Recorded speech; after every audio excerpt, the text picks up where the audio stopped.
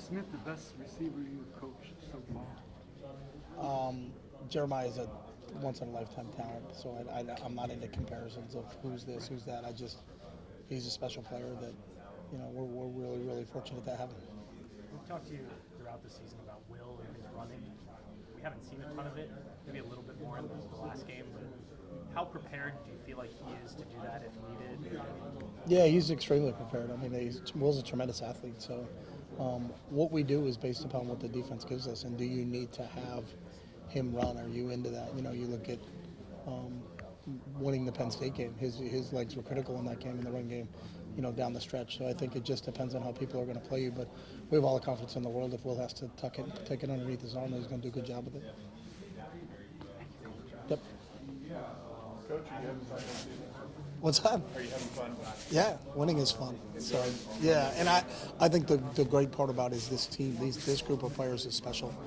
The fact that you get to be around them every day. So I get to be around the quarterbacks every day and be in a meeting room with Will and Devin and Lincoln and Julian, and now we've added Tavian. So it's been awesome. It's a great coaching staff. It's an unbelievable group of players, and we hope we get to keep it together one more week. So to do that, we need to win this game against Texas. So. As a coach, how do you kind of work to keep that focus on this game? I know it's been the mindset every single game you guys have had, but you are one win away from the end goal, right? Or playing for the end goal. How do you keep that focus as a coach with your guys? I think it's simple. You just turn the tape on who you're playing. So I don't think you can discount anybody when you get to, when 12 teams made it, all 12 teams are legitimate contenders. And, you turned on the tape and you watched Tennessee and you were like, wow, that defensive line for Tennessee was impressive. So, that had our sole focus and attention that week and getting ready for them. And then you fast forward, then now you got to go to the Rose Bowl and play against the number one team in the country, who we had already played during the year and knew a lot about them. So, you get an opportunity to beat them, and now you get to go play Texas. And Texas played the SEC championship game. I've known Sark for a long time. I know how well coached their team is. So that part of it is it. The challenge is just the next game. We're not thinking about the end goal. We're not a results-oriented group. We're a process-oriented group. So our whole sole focus and attention is on preparing for Texas. We gotta get in, gotta get settled here tonight, and then we gotta have a really good Friday practice, which is tomorrow for us. It's a Friday, even though it's a Thursday, but it's a Friday type practice for us, and preparing for Texas, and then see if we get the opportunity to play one more time. But that's all we really talk about is just Texas, because if you don't take care of business on Friday night in the Cotton Bowl, then there's not going to be any more length in our season. Chip, how does Texas's defensive speed compare to some of what you guys have seen this year? I think they're favorable to, we thought the same thing when we were playing Tennessee. I think their front starts with their front. It's not only fast, it's big, and I think probably bigger than some of the defenses that we face. So I think how do we handle those guys? Collins inside, Simmons on the outside has got 9 or 10 sacks as a freshman rusher. So, they got some speed. Anthony Hill can really run at linebacker. And then the secondary, they get the Jim Thorpe Award winner. And I think the two safeties are outstanding. Maybe as good a pair of safeties as we've seen and faced. So, it's legit. But you don't get to this point in the season where there's 4 teams left and say, hey, these guys, they're good on one side but not good on the other. I think they're really, really good on the offensive side of the ball. Obviously, and Sark has always been known for that. But this defense is legit. I think they're first in the country in red zone defense. In 134 teams, that's pretty good. So, it's going to be a battle. Ryan said, whenever we talk, I don't know what day of the week it is, but That no one does. this time of the year as a head coach, he has a little more time he said more time for ball, like more time to get his hands, I think, a little more into the game planning of things.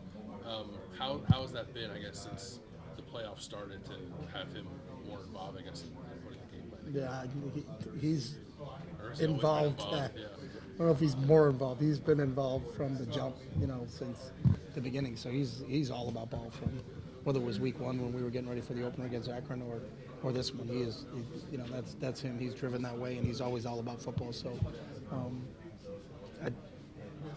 I don't think he's more involved, but he's always been very, very involved in every aspect, in special teams, in defense, in offense. He handles it all and does an unbelievable job with it. You mentioned Tavian earlier. Obviously, he's not part of this game, but what can he get out of this time? I think it's a great experience for all the newcomers. They've gotten on campus They get a chance to travel to the Rose Bowl with us. They're practicing with us now. They're a little bit separate in terms of what they're doing with our strength and conditioning staff, and they're not getting every rep in practice just because we're not going to throw them out there. They don't have the basis of what our other players have had, but they can get involved in individual drills, and we've done some things with them, and it's I think it's going to help them, especially when we start spring practice, in April.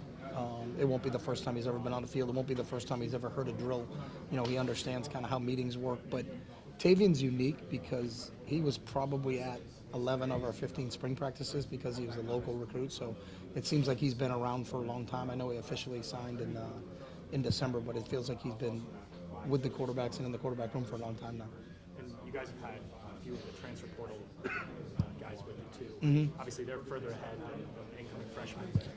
Does that also give them a bit of a leg up? Same, I think just getting exposed to terminology, understanding kind of how a day works, and what it's like and what the flow of our days are like, what our meetings are like, what our walkthroughs are like, and then obviously what our training sessions are like. So I think it's beneficial to all those guys because there'll just be a lot more familiarity when we start back up with that group in the spring. Chip, throughout the season, Will's kind of had the redemption and revenge factors, whether it's Penn State, Oregon, now trying to get that win over Texas. How do you think that he maybe plays with a different fire with those kind of factors? I think Will is an intrinsically motivated individual, and however that manifests itself, whether it's going to play Oregon for a second time or going back home to Pennsylvania, those are all things that I think. But I don't think it changes because he's been prepared for every game that we've played. I think he does a really good job of being really, really prepared and not distracted by anything except who that opponent is. And so, he's got an inner drive and no pun intended, but a will inside of him that's pretty special in terms of how he competes. And I think that's one of his really good qualities. He's as competitive a guy as I've ever been around. Coach, what does it mean to finally be on site, and what will be the focus for you guys in the next 48 hours? Yeah, our focus is Texas, and that was our focus immediately after the clock ran out in the Rose Bowl. This is a one and done operation, and you got to win each week to continue to play as a group, and that's been our motivation, is that this team is extremely close, and can we stay together for one more week? So, we jumped on a plane in Ohio after practice today and got here. We'll get situated, and everybody will get something to eat and go to bed, and then we'll get up tomorrow, and we got to have a really good day of meetings and practice, and then get ready to go kick it off on Friday night.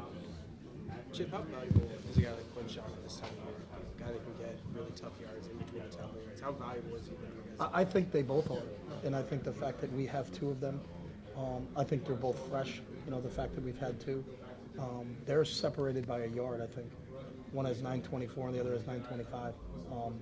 But I think part of this, we had a long-term plan. We knew this was either going to be a 16 or 17 game season. I think we have the least amount of snaps of anybody in the playoffs, and that's kind of by design. We huddled a lot more this year. We didn't have games where we were running 100 snaps a game, and I think, but we had a long-term plan. And I think because we had, two really good running backs, I don't know the exact numbers, but I don't think anybody had a 20 carry game this year out of that group. But I think it's because you want to keep your guys fresh. And part of getting to where we are now and to be able to continue is we talked about this is going to maybe a game of attrition, and so how do you handle it? Now we took some hits in the offensive line, but fortunately we had some depth there, and those guys are really paying off. But at our running back spot, at our quarterback spot, at our receiver spot, at our tight end spot, we're as healthy as we've ever been. So I think that'll be that can be a factor for us. How advantageous has that been for you as a play caller, having two running backs that can, two different types of skill sets, two different types of running backs that can do a lot of different things? Yeah, it's great because you don't change your play calls.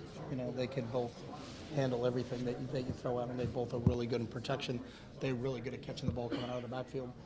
They both are really good perimeter runners, but they can run up inside the tackles. So to have two of those guys, it's not, hey, this guy's in, so we got to change what we do. That part makes it a lot easier for you, so you don't have to alter your game plan depending on who the running back is. That decision